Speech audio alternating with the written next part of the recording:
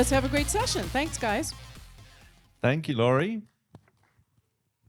So to kick this off, we wanted to start off by showing a short clip. I'm not sure if we are able to do that, but if so. This is a short clip and shameless plug for CG Pro, which is a school, and we train people in virtual production. And there's a short clip of some of our student work playing behind us. So while this is playing, we can get started and talk a little bit at the beginning about what virtual production even is, because it's a kind of, I think, in my job as a school teacher or whatever I am these days, I personally come from the world of visual effects, and I kind of found my way into virtual production through working on The Jungle Book and then Lion King and a bunch of other things, and started a school because there was nobody training in this area. There's still, I think, a lot of myth around what virtual production is and the understanding of what virtual production is and what it isn't. So I wanted to start today by first talking about that. But before we do that, maybe let's just go through and introduce each of our panelists. And do we want to start with you, Tommy? Yeah, I'm Tommy Snyder. I'm the director of product for Evercast. So we are a live collaboration tool where we basically bring people from remote together to make key decisions efficiently and effectively, from remotely.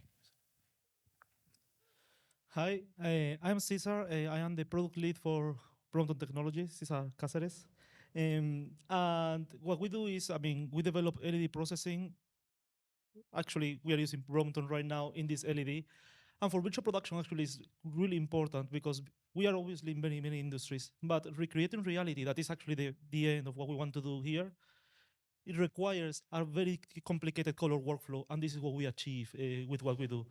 And as well, part of my job is working with many other third-party companies and speaking with clients to ensure that we democratize virtual production, to make sure that we make it easier, because it's quite a complex process, has been improving over time, and getting more complicated at the same time. So this is what we do. Thanks, Cesar. I kind of introduced myself. My name's Ed Dawson-Taylor. I'm a co-founder and head of school at CG Pro. It's an Unreal authorized training center, and we teach a lot of Unreal, virtual production, IC/VFX, Blender, Houdini, other computer graphics technologies. Hi, everyone. My name is Rob Sloan. I'm the CEO of Orbis Tabula. Basically, it's a consultancy for virtual production for indies, speaking specifically to ICV, in-camera visual effects. I'm going to get the acronym proper, as well as a little bit of generative AI, where people are trying to dive into that territory as well. And excuse me, my name's Jeremy Brooks, and I am a independent producer, specifically tailored towards indie, but I do work with big studios, and I utilize all of their talents and bring all of their talents to students, including CG Pro. I actually started with CG Pro, so we'll touch in on a little about that. But I bring the big knowledge, and that's what we're here to talk about, is how can I bring this to you and let you know that it is actually affordable, it is easy to do, it is easily accessible. You just need that right person to show you, and a good person is a producer. Yeah, it seems like a good place to start talking about what virtual production is, because I think there's still a lot of misunderstanding about what virtual production actually is, what it includes. I think everybody looks at the LED wall as being the kind of the only expression of virtual production, but I know there's a lot more to it than that, at least from my perspective. So why don't we go through and just give everybody's perspectives, from starting with you, Jeremy. Yeah. What is virtual production? Well, it's not just the LED wall. I think virtual production should be ultimately defined as the use of real-time elements in a physical space with physical elements. It's still, like they said, it's still kind of up in the air. That's the best way I would classify it, because there's so many elements. We're talking metaverse, AR, XR, all sorts of forms of immersive content can be utilized and classified as virtual production. It's not just LED wall or in-camera VFX. It's green screen compositing, live compositing. That's virtual production, and we've been doing that for years. So Yeah, I'd take it a little bit of a step further, because I see virtual production as it's the large umbrella where everything virtual is happening. So for a lot of people that are doing pre-visualization, you've been operating in some sort of semi-real-time environment, near real-time rendering. It's basically, as soon as real-time kind of hits is sort of where virtual production seems to be a real thing, because you're simply just virtualizing traditional production. So whether it happens to be previs, whether it's in camera, whether it's a simulcam, like a lot of the mocap stuff is virtual production, even when there's no end product to be made directly from that capture. So to me, it's an umbrella term. All of the different applications, it mostly just it depends on the production itself, what's actually being called for. So sometimes, like with Lion King, you don't actually need the LED volume. You need interactive light actively. Like that's what makes it work, and it can happen a completely different way. So yeah, it's a combination of different things. But it's everyone's definition ends up being a little bit different. Yeah, and as it should. And I think the real-time rendering is what always often gets the attention, but the real-time collaboration for me is, and the speed of being able to iterate through testing your production, which is what pre-production is all about. But yeah, that's really cool. Cesar. We are not going to agree. I mean, that's the thing with virtual production. Everybody has their own concept of what it is. I will say that it is any production that is created using virtual worlds. That is a little bit of what englobes many different technologies happening. So I will leave it in there. But the fact is that there is many conversations about this, and nobody will agree ever. Yeah, I can definitely agree with that. And to me, We don't. to me, you know, again, you guys have mentioned, you know, the virtual collaboration side of it. I think that is huge. I also think it's really just, you know, taking us outside of what we all would consider like real life, right? I no longer have to travel to this super exotic location to get this amazing shot that I want. You know, we can do this with a wall, we can do this with a green screen. And to me, that's where really virtual production differs itself than, you know, and, you know, as filmmakers, you know, you might not have the budget to go to New Zealand to film Mordor, right? But you can do it on the virtual wall. You can do it on a green screen, and you can utilize these tools that a lot of these amazing companies bring to complete your production and really bring your vision and your dream to life. You know, that's where I really think virtual production comes in. Actually, I want to add that as well. It is not a method of shooting. For me, it's a tool that you can use for any production. And there is a big difference in there, because some people have to decide, oh, it's going to be virtual production or it's going to be normal shooting. Probably you need to mix both. You need to decide how you use this tool for your productions. Yeah, that's a great point. Yeah, I think a lot of people see things like The Mandalorian, which is fantastic, as being the only expression of it, and try to fit that into their own productions rather than thinking of, well, what are you trying to accomplish? Really, what story are you trying to tell? And working backwards from that to figure out what the right tools are. Is the virtual production really is a group of techniques. It's not really any one thing in particular, but it includes obviously things like in-camera visual effects, visualizations of all sorts. Tech viz is something that doesn't even involve the final pixels. It's just visualizing a shoot that's going to happen, still considered to be virtual production. So in thinking about what virtual production is, Tommy, can you tell us a little bit about how you guys integrate with the world of virtual production? Yeah, so at Evercast, again, our whole thing is to bring people together, right? So one of the workflows that we have for virtual production is basically going from an Unreal Engine. So you'd have a visual effects artist that's in that Unreal Engine, and they're streaming that into what we call an Evercast room. Think of this as like a virtual conference room, right? Where everybody and these key stakeholders are.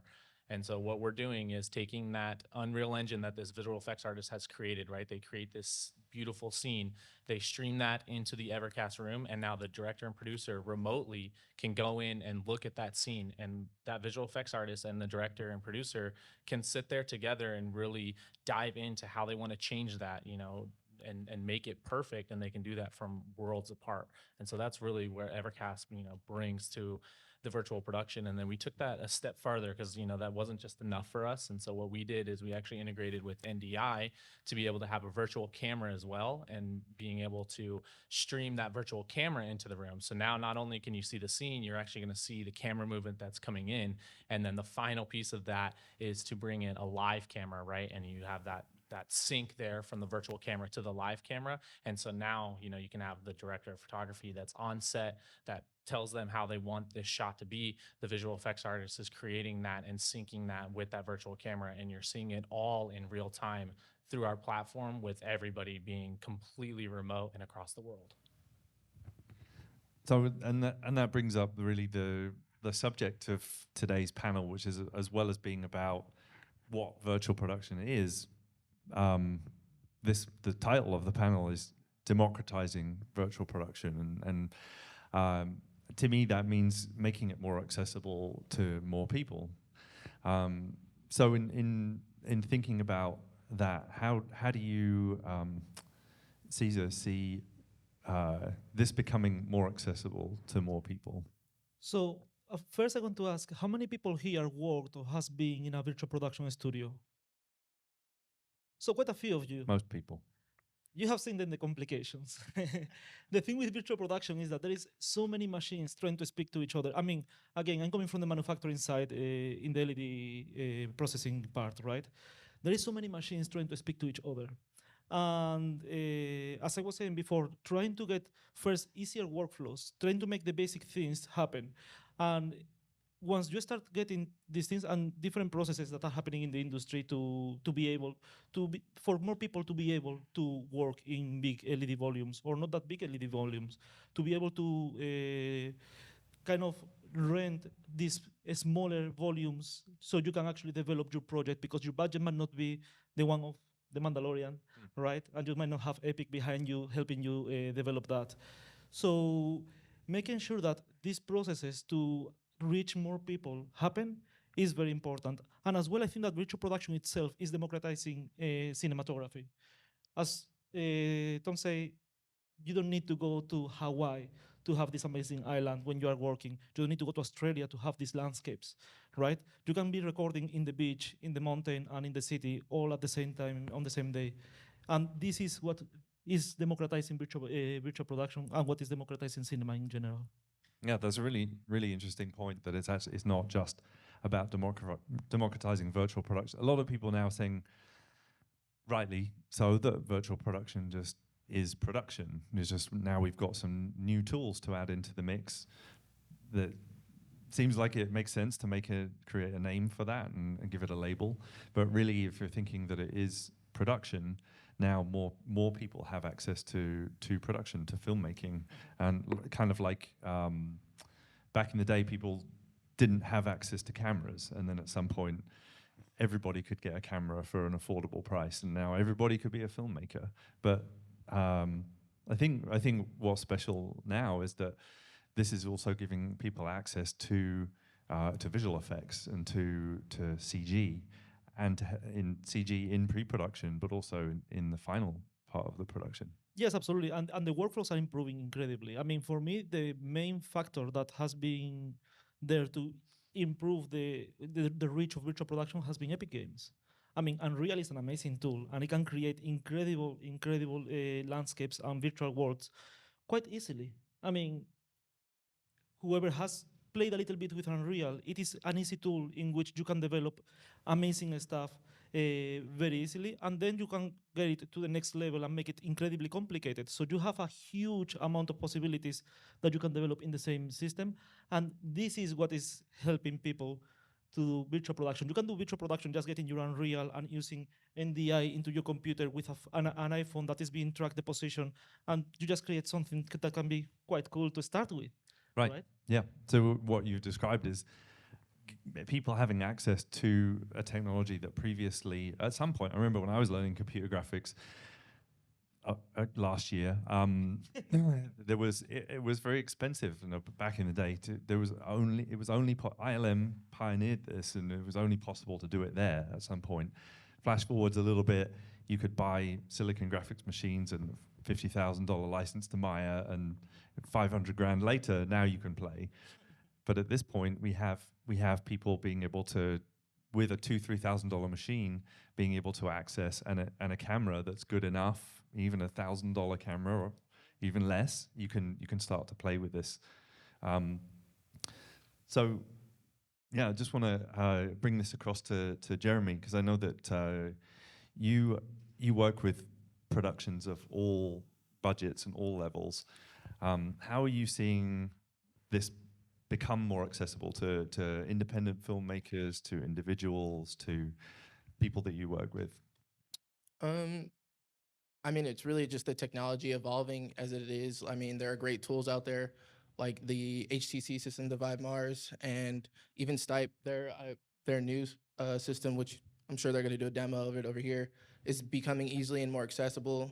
And with the learnings from CG Pro and a bunch of other courses, you could easily enter this market and start to play around at least at the previs level, and it before that, I remember I started in VFX, and that wasn't possible. You had to be an artist, and you weren't allowed to touch the computer unless you were an artist or you went to school to be an artist.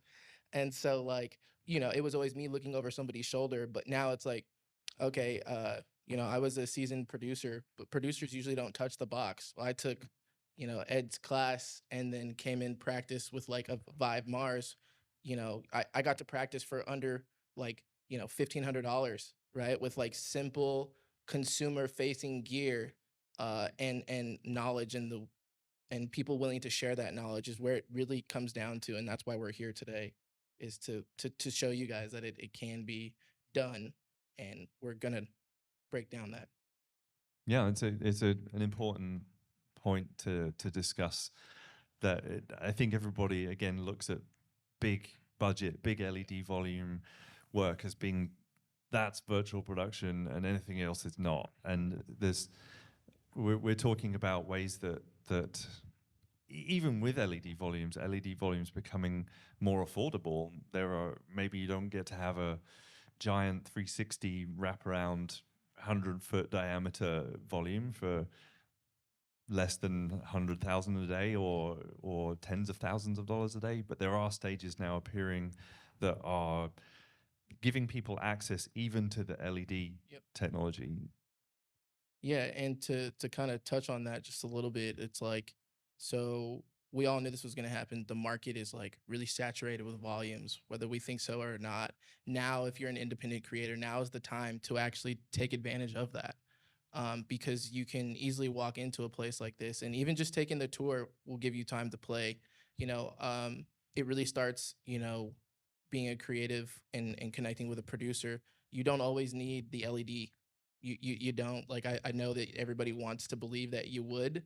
You don't. You can do it green screen, and it could look just as great as if you did it on LED. But You only LEDs need a are little awesome. piece. Oh, good. Huh?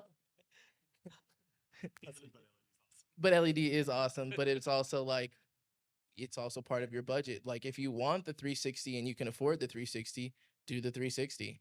But if you have a wall like this, your DP and your producer and your director, your heads of production are gonna figure out creative ways to execute these shots without that technology. We've done it before and we could do it again. This is just a new tool. It's not made for everything.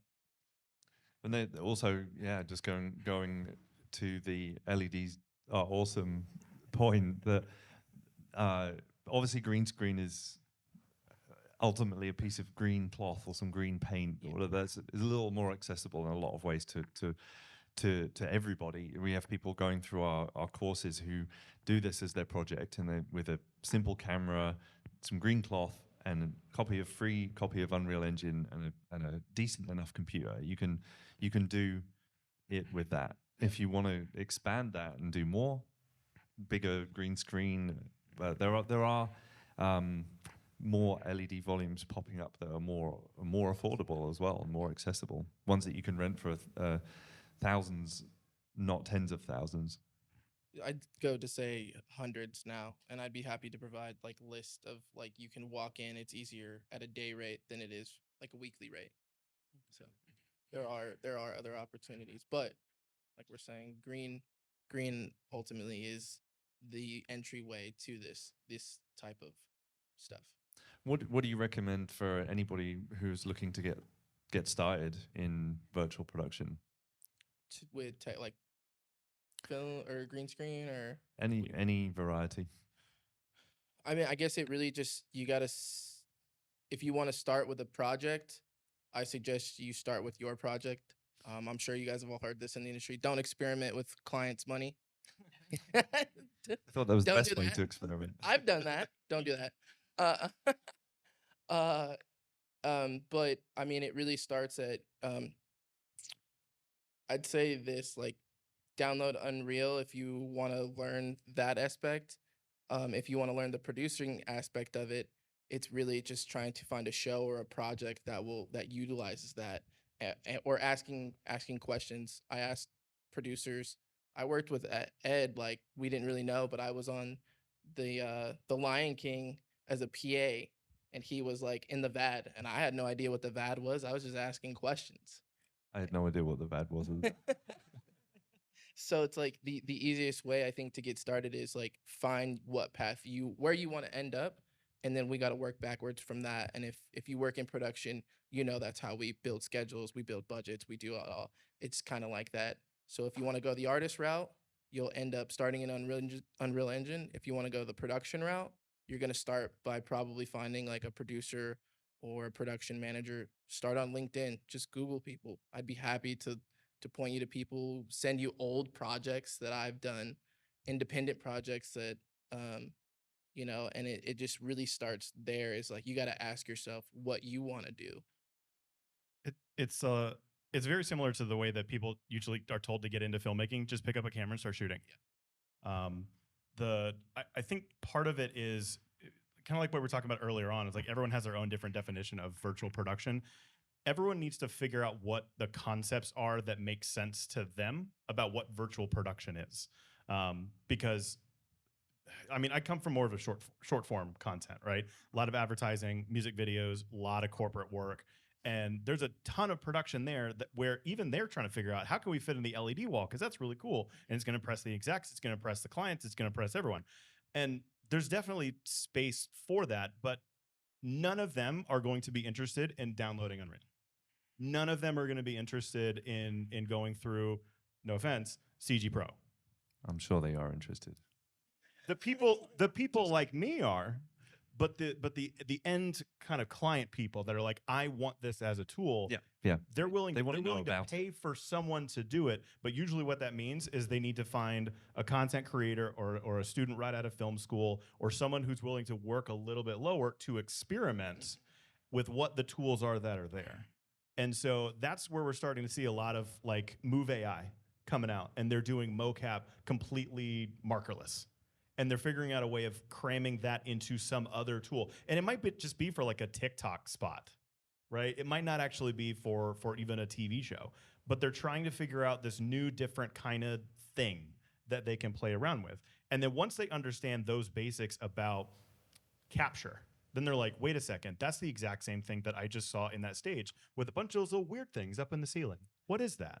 Can I experiment with that next? And that's where you start to like progress into something further. So you have to find the concept that makes the most sense for you if you're not into virtual production at all, and then just dabble with that a little bit. Everything else will mushroom from there. It's a good point. We started talking about individuals, but now talking about companies. Yeah. What do you think is the right approach for somebody who's curious as a production company or VFX company, maybe on the more independent side or commercials? You know, a lot of those have big budgets. A lot of them have small budgets too. What if you're a company interested in a production company interested in virtual production? How do you feel like it's becoming more accessible to people like that as opposed to the big $300 million movie people? So it can work in a couple of different ways. One, you tell them that things are going to be cheaper in some areas and others are going to be more expensive, but the net benefit is always good, right? Like that's the selling point. Then you get into some of the numbers. A lot of it comes down to it's the real-time aspect that virtual production provides. because as soon as you can start showing something to a client, not just telling them your imagination, they're like, oh, I like that. That's really cool. Can we do more of that? Like, yeah, the budget's going to go up. And that's Okay. I'll do, yeah, let's keep doing that. Do more. That's great. That's fun. And so you end up having the little basic, maybe it's an ad agency, they're testing it out for the first time. They're like, yeah, we'll do like a product spot, right? It's a consumer ad, it's gonna have a voiceover, literally no people, just a product on a green screen. But you can show the virtual background, and you can do some sort of simulcam kind of trickery, and they think that it's voodoo, right? It's just magic. It just happens. And then you rope that in, and they're like, but now we can do it with people. And now we can do it with an LED wall. And there's like you layer it in the exact same way. The car companies are fully bought in. They love the LED volumes because they get to park their car in there. It stays out of sight of any sort of out on location, no freaky camouflage covering the vehicle. And they're able to just do whatever shoot thing that they want, right? And sometimes the content that's on the background is an actual 3D parallax like environment, and sometimes it's just plates, right? Which they're used to doing anyways for a lot of their product photography. So some people are kind of built into it already. Some people, they need to dip their toe in, and as soon as they see the benefits, as soon as anyone doesn't have to do a company move, they're sold. But usually when they dip their toe in a little bit, they get the visuals back first. And as soon as they see that turnaround time happening where they can make creative iterations on the fly, that changes everything. In some cases, they're willing to pay a premium for that because that was never accessible before, in the exact same way that when we transitioned from shooting on film to shooting digitally, they love being able to sit in Video Village. Exact same thing. So what are some Ben? What are some good candidates for virtual production for you? What are some good use cases in production that suit virtual production? As opposed automotive, absolutely. Most consumer products are able to do it. I mean, how many times this is going to be weird. How many times have you seen a pharmaceutical ad where they have a talking head character that shows up in like 30 different locations? Yeah, it's kind of crazy. Guess what would be the easiest way of doing that? Anything along those lines. I mean, for the most part, what you have in any volume, whether it's green screen, whether it's an LED, it's all out of focus in the background. So if you have a spot that's extremely heartfelt or comedic and you're drawn specifically to the actors that you've put on screen, the background itself doesn't ultimately matter. The only thing that's going to matter from sort of our perspective is the operational cost. Is it a little bit easier to do? If yes, it's a win. And so it can basically be anything. I mean, Barbie used virtual production for some of the stuff that they did, and it looks insanely artificial, unreal, if you will. But it worked specifically for what it was. even though the internet's claiming there was no CGI in Barbie and Oppenheimer. I have spoken to someone that did CGI on Oppenheimer, allegedly. I've heard rumors as well. So coming back over here, in talking about how it's more accessible, what are some ways that you see people having access to this technology, whether it's an individual or a company wanting to do something? And this could include visualization, production, post-production. Yeah, I mean, I think you mentioned it, right, with Unreal. Like, it's a completely free program. Yeah. That's pretty, geez, Premiere, Avid, none of those are even free programs, right? The most basic thing of film production is not free. So we're seeing this, as virtual production becomes more and more popular, take advantage of the tools now that are free, right? And so I think that that's a huge thing. I also think, as we've kind of mentioned here, there's so many different ways that you can go about it, and so all of that is accessible to us, and it's really just going and finding the CG pros of the world that are actually going to educate you on that, right? And I think that that's one thing as an industry we have to continue to push forward on with virtual production, is educating the users of everything that's out here, right? I think Showrunner did a little stat the other day, and it was like 53% of indie filmmakers don't know anything about virtual production, that's insane to me, especially because of how popular it is, right? I mean, so I think it's just educating ourselves and continuing to go find the places like CG Pro and these different tools that can really help educate you on it, and teach you about those, where that's accessible and where you can actually use it. Yeah, actually, I do agree. There is I mean, as we say, there is a lot of devices playing in the same league when you're doing virtual production, and that creates a huge step to start. So to start in virtual production is understanding about real-time engines like Unreal, LED processing, or green screen with keying, media servers probably, tracking markers and tracking systems, cameras. So there is a lot of things, lighting, that is, we didn't speak about lighting, but there is a lot of things that are involved, and that creates a huge difficulty for anyone that is new to the industry. And they see it, and it is amazing, and it looks awesome. But then you arrive, and it's like, wait a second, how does it start? But as well, it goes to the next level, right? If you're a medium size or medium budget production, how do you achieve this extreme quality that you can see in the bigger productions? And this is where I feel that it's democratizing. Technology is democratizing virtual production by offering with time more and more technologies. We have said Move AI. You have many other tools. I mean, AI is getting everywhere, but we have many other tools that are improving things, compensating the color of the camera so the LED can be seen in the right way, how it was designed to be. Now we are working, I mean, for us in Brompton, we have been working for a very long time to make sure that the camera can see the LED properly, because cameras are not made to look at LEDs. It is a very, very bad idea to put a camera in front of an LED, and we just keep doing it, right? but but it has to happen. It has to happen, and there are ways to improve this, and we make sure that these technologies evolve. Lighting, LED panels have a horrible spectrum of light. So now there is new technologies. We are developing this true light that is having more emitters, so the spectrum of light is a little bit better, and it just creates a huge difference in how easy it is to start with your shooting. Because in normal circumstances, if you have a huge LED with your full selling of LED and everything is amazing, everything is very, very expensive, and then you go in and everybody is very, very red. And that's not ideal, because you need to shoot and you need this person to look like they are matching with the background. So all these technologies are evolving every single day, and that's another one of the things. That's why schools to increase skills are very important. In 3 years, we had a huge amount of technology developing, and that's Yeah, very it's difficult. totally different. Yeah, absolutely. So this is what I see that is democratizing virtual production. What speaking about lighting, I think is really a cool point to mention. Doesn't often get a lot of attention talking about this, and I think a lot of people have the assumption, because there's been a lot of publicity, that the light comes off the panels, which it does, but the quality of the light is an important part of that. And every production in LED is also using lights. They're also using lights to light the foreground, because it's still a need. It's still an important thing. If you're wanting to have a go with this, you don't have a huge budget.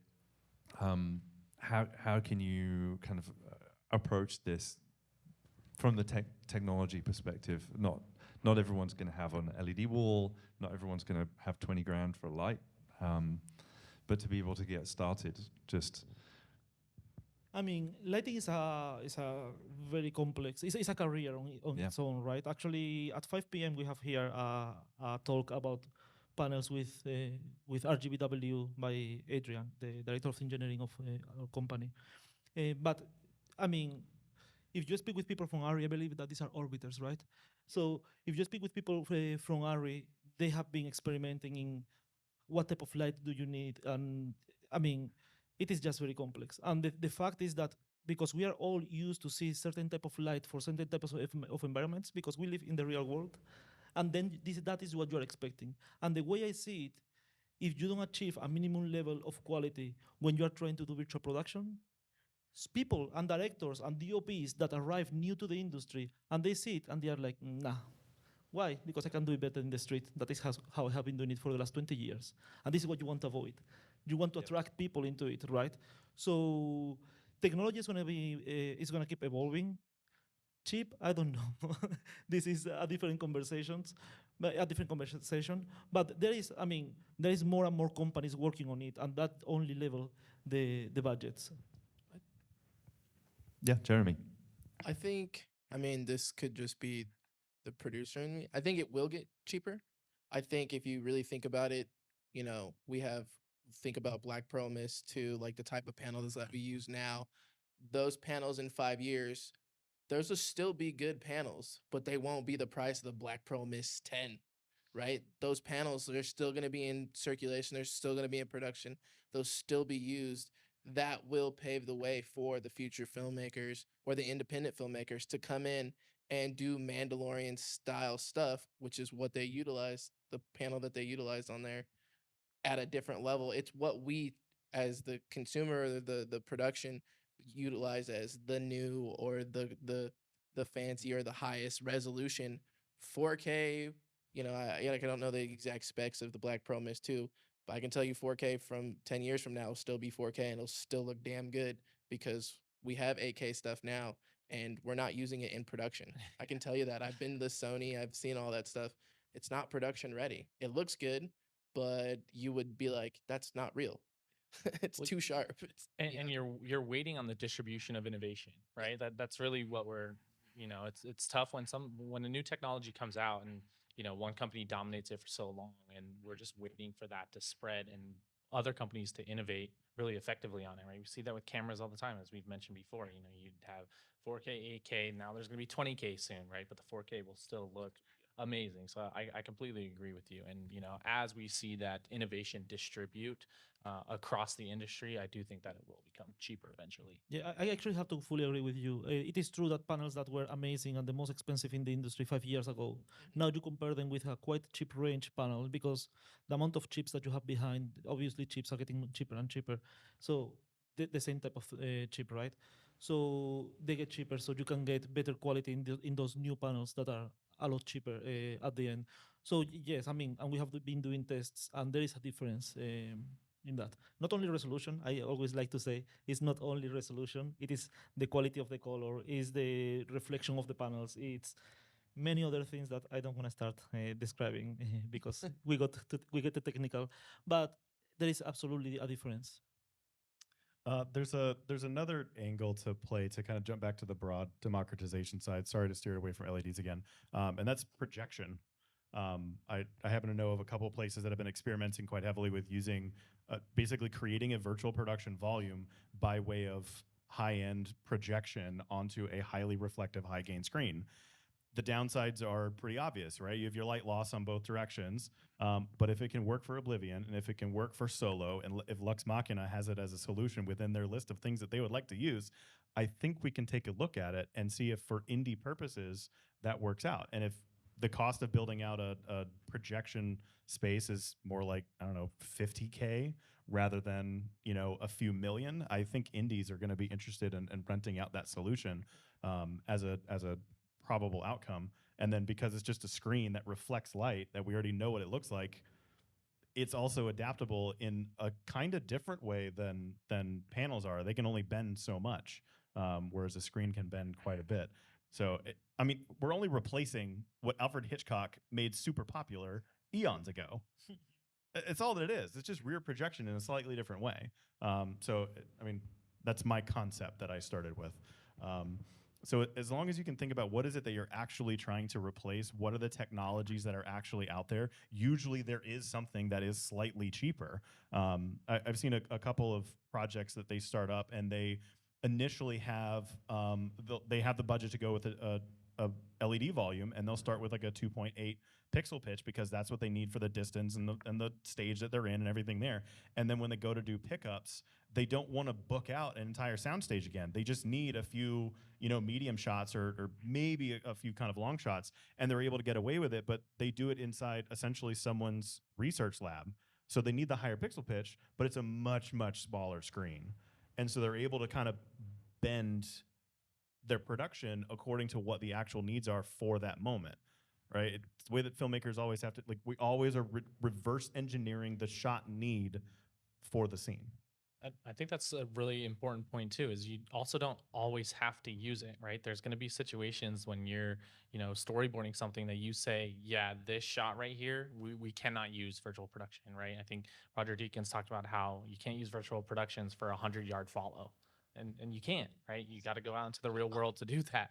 So there's those kind of types of things too, that when you're really going into the pre-production of that and really planning out what this film is going to look like or what your project's going to look like, be thinking about that as well as saying, well, I don't have to shoot this whole thing on a virtual space. I can actually only shoot part of it, which might make it cheaper for you in the long run. Did you guys have thoughts on that too? Yeah, I mean, I'll let Rob say his thoughts, but just like from the producer point of view, it starts like scripting, and then you're saying storyboarding and all that. There are plenty of times where people will come to me and be like, "Yeah, this will be good in the volume." I'm like, "No, That's right. you guys don't be afraid. Like it's not. It's gonna be. It's like you're not. Tell them no without telling them no, right? Like it's you can't do everything in a volume. I don't. I'm sure the guys at ILM will tell you maybe I'm wrong, but I'm pretty sure that they're the ones who yeah. It's like you can't do it in a volume, and it's not made for everything. It is a tool.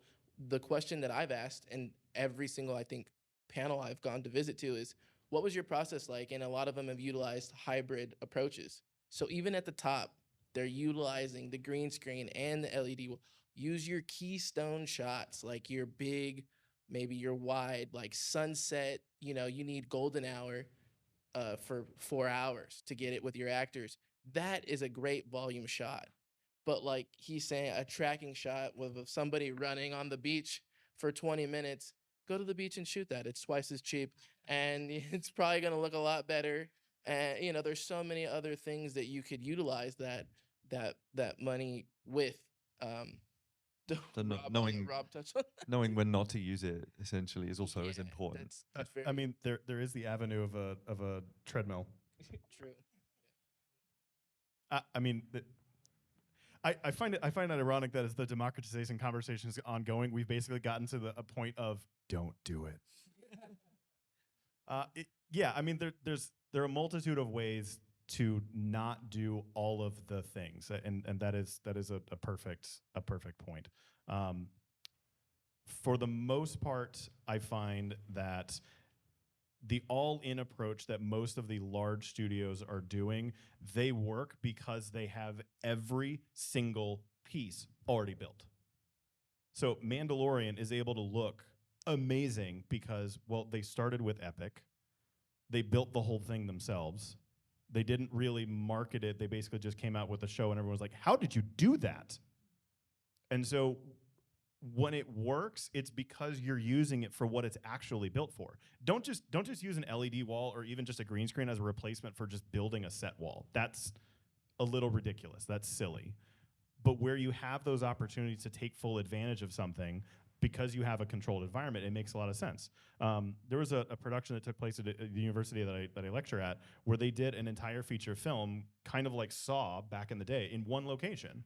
It was one 3D built environment. I think they may have actually had one or two, but it was basically all in one particular location. It was just another kind of take on like Rear Window. And so for something like that, it works. It's a controlled environment. They're able to do a bajillion takes during the day. It's hyper efficient. The producers love it at that point because they're not building anything else. The volume's already there, and it just works, right? An entire day of magic hour, you tell a DP that they get access to that, they're gonna cry. Maybe. But those are the things that you need. You need to take full advantage of it. When you don't, and you've seen these projects come out, when they don't take advantage of what the volume actually does, you can see it. It is painfully obvious. I actually look at sets and I'm like, that's very clearly a volume because the entire set is a gigantic cylinder. And this makes me cry inside. So bringing it back to making it more available and being positive about using it, how do you guys see the technology itself helping make it more accessible? We've talked a little bit about Unreal Engine being free and computers being more affordable, and all of the components from tracking to lighting and everything is becoming more affordable. Maybe not the best versions of it being more affordable, but there's also more to that conversation. I think things like Move AI was mentioned, so deriving motion from video in a very affordable way, nerfs, things like that, being able to dip into the machine learning rather than calling it AI conversation, which is the controversial point I wanted to get to. But how are you guys seeing the tech itself helping make this more accessible? You want to take that one first? Sure. He started it. I know. I said no AI, so I won't touch on Call that it one. machine learning, Machine learning. non-generative machine learning. How's that? I mean, ultimately, I see the tech, especially for independent creators. It's allowing us to enter this rat race or whatever you want to call it at a lower bar with higher fidelity than what some of the people at the top are coming out with. I mean, like they were saying earlier, they don't want to learn Unreal, but we do. And we're still just as creative and we're still just as hungry, but we now have that drive and that tool to utilize this, like what we're calling virtual production. So your previs, you're getting your spec reel ready to go pitch, right? You don't have to go out and shoot it now, on a back lot and all that. You can do some of that virtually with a green screen or even a big TV, like utilizing all aspects of that, like kind of that independent creator, is how I see it. I see it, the bar is not being lowered, but now we're able to touch that bar now. The And entry it point look is there. just the same, and be able to walk into Disney and be like, hey, and they're gonna be like, oh my God, you know, how much did this cost? And you don't tell them how much it really cost. You know how much it cost, but you give them a budget of what it will cost them, and they'll like go nuts because it's like, okay, now you're utilizing in-camera VFX and all these other things, and yeah. But there is other uses. I mean, there are some uses where it is very clearly virtual production bringing more capabilities. Bullet Train is the movie, or Modern Love use a very similar concept. Hiring a train to go through Japan is quite expensive, right? In comparison, building a train set and just putting some LED on the windows and just show like you are going in Japan and having your whole team there sitting down looking how you pretending like you're in a train at hundreds of miles per hour.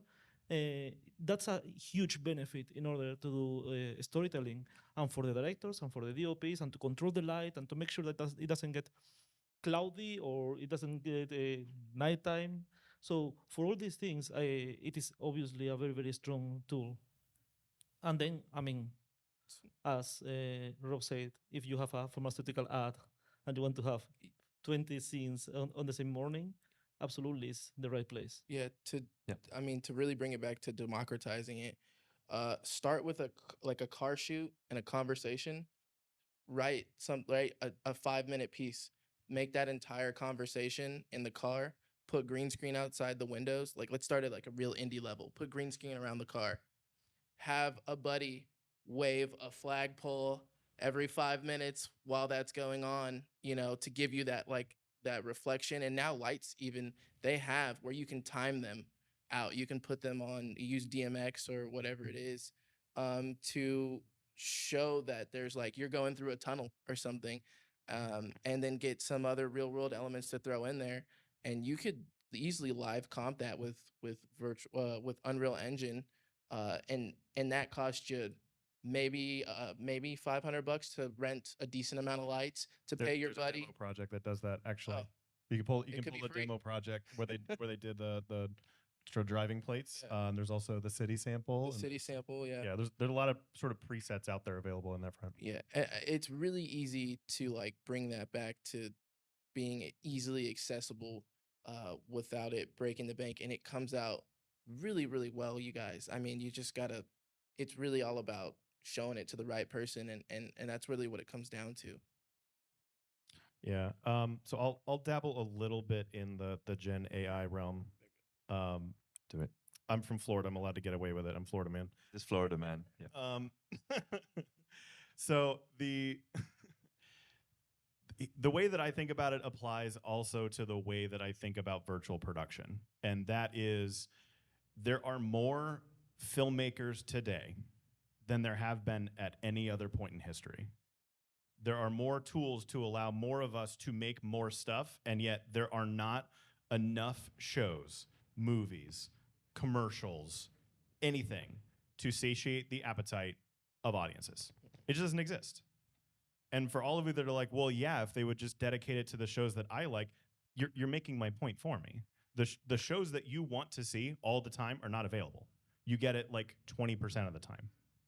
So what all of this stuff is going to allow, tools always allow greater efficiency. And yes, there will be fewer people on this particular stage, but it's not because they're just perpetually laid off. It's because they're working on the stage next door, and the stage next door to that, and the stage next door to that, and the stage next door to that, because there's so much content production taking place to just feed people that we're all working. So there's always disruption. But in the same way that cinematographers were complaining that cinematography is dead a couple decades ago, it's not dead. Visual effects is not gone. We're not all going to lose our jobs. It's not all moving to a computer. Like, we still have to push the button somehow. Or come up with the idea. Right? Which is the important thing, right? That's what this a lot of the conversation around this revolves around the technology, and what is the important thing at the end of the day is just that. Is the story. It's starting with that, and starting with that in mind, how do you then solve that problem? That's a problem to solve. How do you solve it? What technology you use? So I know we're coming towards the end of the panel. I wanted to open this up to a little audience Q&A at this point. We have hands. We have hands. Yeah. Yeah. Hey guys, I guess I'll go first. Thanks for sharing. How do you recommend, or how do you guys think the best way companies that have deep experience and knowledge in game engine development get involved in visual effects? For example, we're game devs. We all come out of AAA level, dev our whole life, and we've all made films and love films. We've been the people who want to do it. I've met a lot of people around here who come out of the VR space everywhere.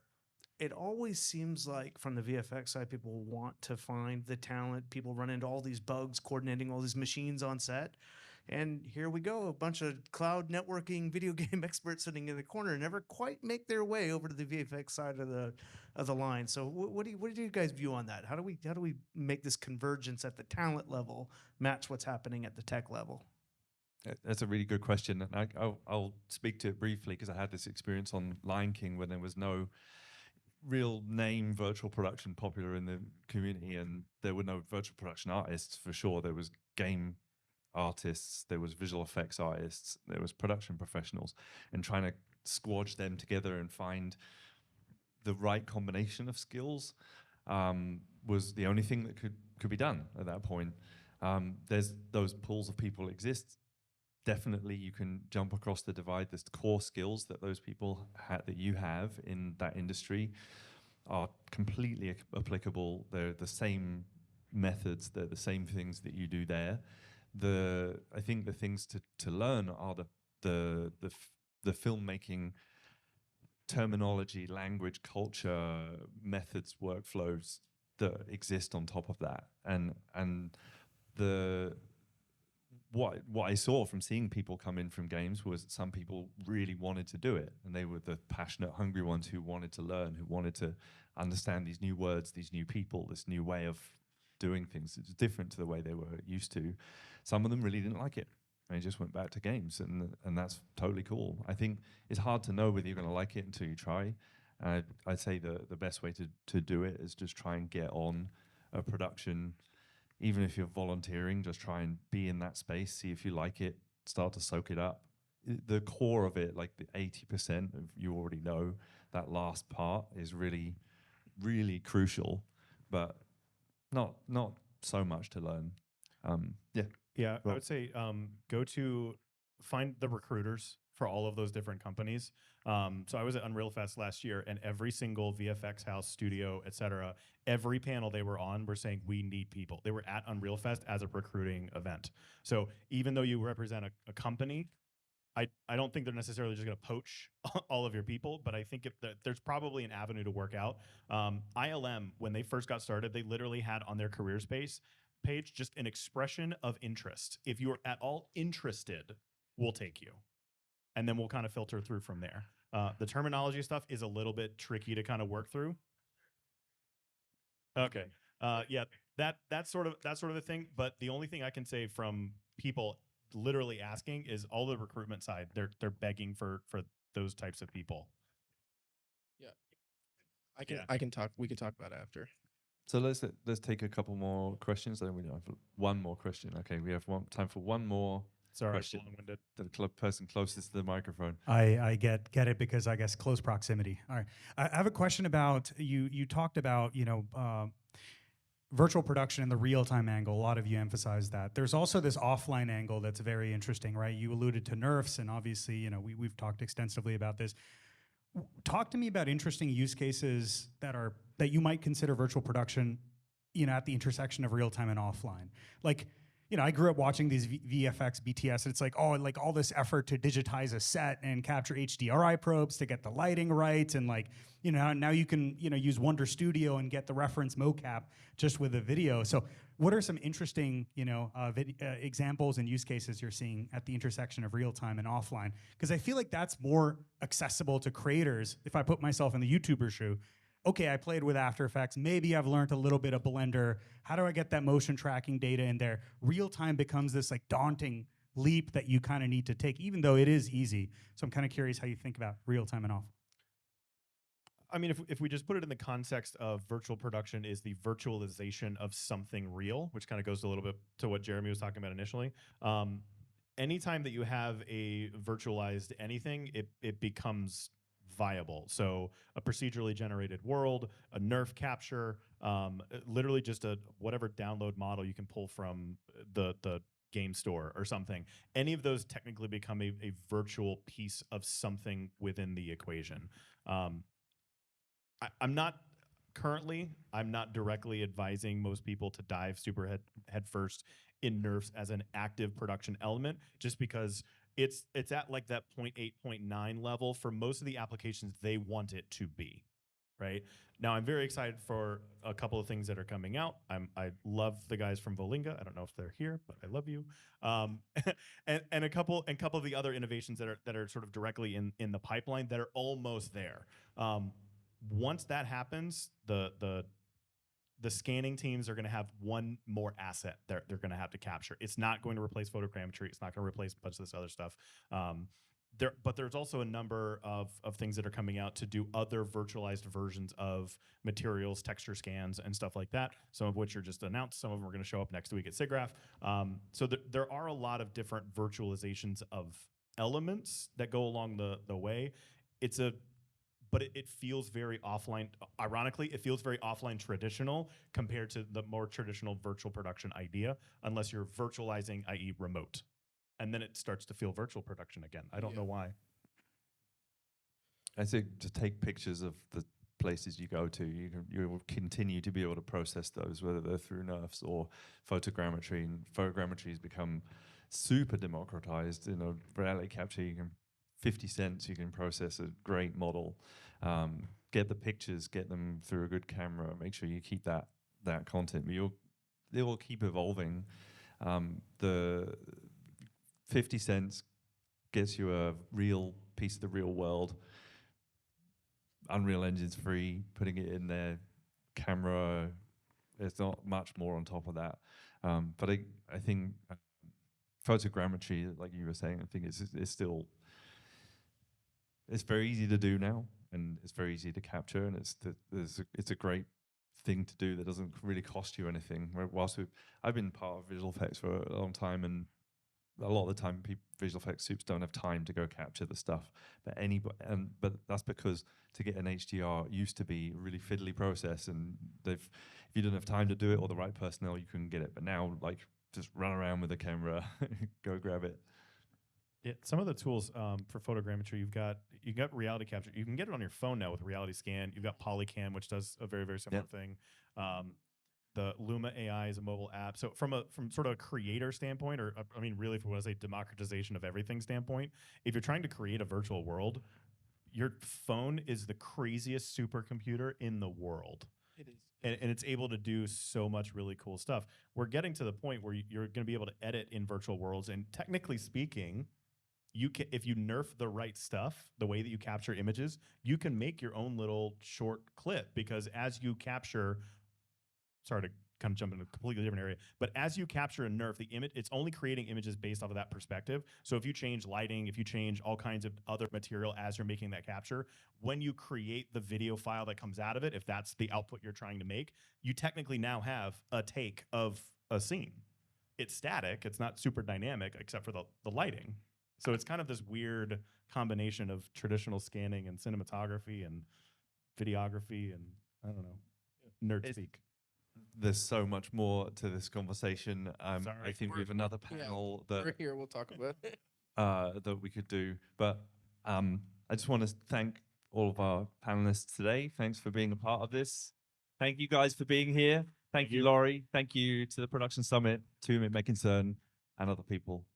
Great. And I just wanted to say you can check out CG Pro. They have a booth right over there. We do have a table right outside. Right outside if you want to learn about tools. And all these folks are going to be around. And there's a ton of tools being showcased over these 2 days that are doing exactly what you talked about, democratizing all of this and making your phone a powerful machine. So check it out. One big hand for these guys who dropped so many insights today.